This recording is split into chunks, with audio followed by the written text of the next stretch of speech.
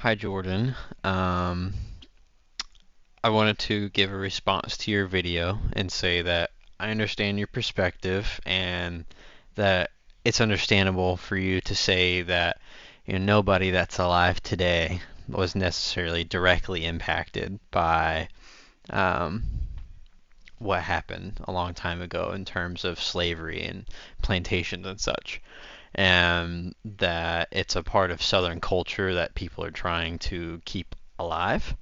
However, I want to say that I respectfully disagree with your opinion.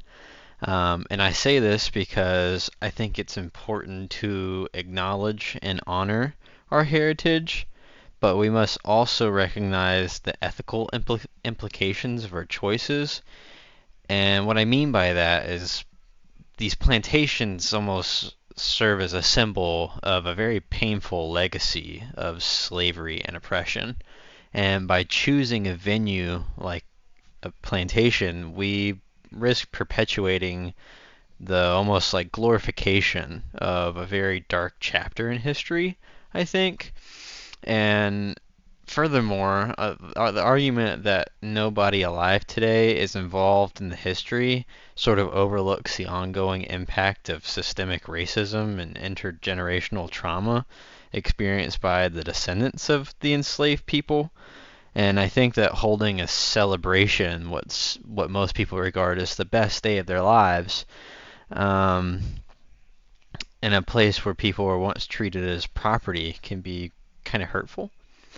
In essence, my disagreement really stems from a commitment to like ethical integrity almost and social responsibility. And while it is tempting to prioritize convenience and tradition, we have to prioritize compassion and empathy for those lives that were affected by the legacy of slavery.